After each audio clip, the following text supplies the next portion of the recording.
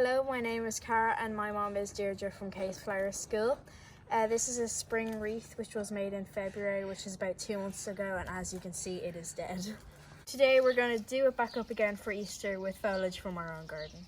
This is the foliage we're going to use. I haven't a clue what it's called, but it looks really nice. I made it all up into little bunches, as you can see in the next video.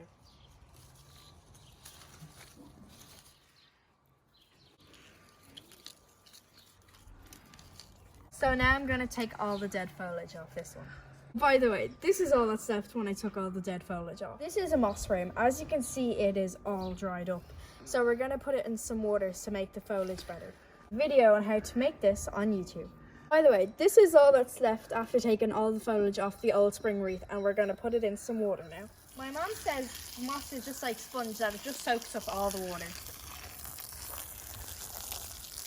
We don't have any wires to use to wire on the foliage, so we're going to be using ribbon. It can be any type of ribbon or any type of twine. So we have our moss ring. Is that what it's called? Yes. We have our moss ring here, and we're going to get a piece of foliage and just put it on top of the moss ring, and then get whatever you're using to tie it on and put it on under. And then you're going to tie a really tight double knot. This is the first piece that I have on. And the second piece is going to go here, and then I'm going to work my way all around. So I'm working my way around, tying the ribbon around, and then doing a really tight double knot. So I'm getting near the end. I say I'd have another 2 bunches.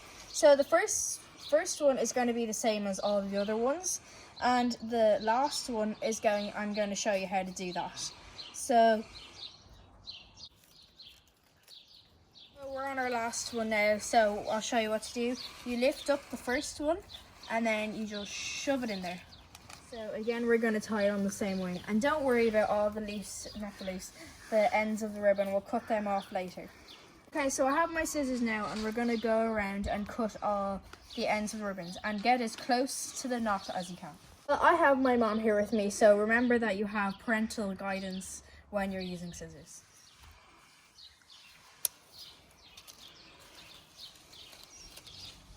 I'm actually quite impressed with this, and as you can see, I've cut all the loose ends off the ribbons. And now that's around Easter time, I'm going to put some Easter magic into it. So we have this colourful ribbon that's really nice and it's really Easter themed, and we're going to make some bows with it. So you hold the bow and then you act like you're wrapping it around someone's neck, and make sure it has a square shape in it. You can have the square shape is that it looks kind of like a square, but if you do something like that, it looks more like a diamond, but we don't want a diamond, so we have to be a square. And then we grab the top of it and then we bring it to where the square is, and then once you have this shape, you scrunch them all together, or scrunch this bit together, so you have a little bow there. Pieces of ribbons before, and we're going to wrap it around the scrunched bit. So I have 1 knot around it now. So for younger people it actually is a bit hard, so you could need an adult's help.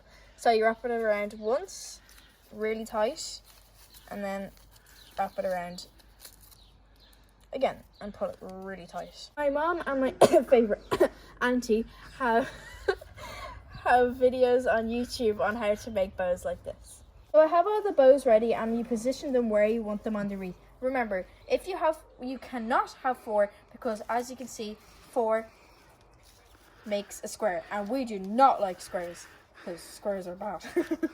You get the ribbon and just tie them on. Tied on all my bows, and as you can see in the back, you can still see all the loose ribbons, so we're just going to cut them off. So I have all of these little decorations, and right now I'm going to show you how to wire them to put them in. For these ones, they came with string attached to them, so we just cut them off. Ours has a hole in it, but some people might not have a hole in theirs, so you can either wrap it around or you could just glue it on. So first you put your wire through the hole, and then you make a hairpin bend, which you push both of them up. And then you get the longer piece and wrap it around until it comes to near the top. And then you should still have a long piece left. So now we have all of them wired, and make sure that the painted side is sticking up, and you get wherever you want it to go and you shove it in. And then I'll show you the back, and then you push it through a bit more and it should come through the other side. There it is.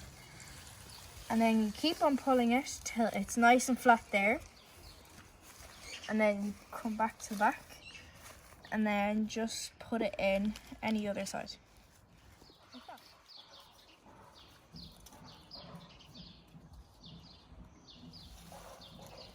So I have all of them stuck in all around, and so I have these other two which are just plain, but if you have younger children or children like my age that are very bored, you could ask them to paint them, which they look really nice, especially because everyone has their own style and how they want it to be look like, and it will make it very unique. I painted 4 or 5 of them, but my second favorite auntie took them all on me. I don't really have enough room to put this one on, so the thing that my mom just taught me was to just come in here and find this, and then just have it hanging like that. So the last thing I need to do is to tie the ribbon onto the door, but of course we are not allowed out of our houses, so who's going to see it? So I'm going to tie my one onto the fence. So we just tied it onto the fence with the ribbon up here. This is the finished wreath. I hope you enjoyed this tutorial, and I'll be back next week. I'd love if you even gave us a thumbs up or shared the video.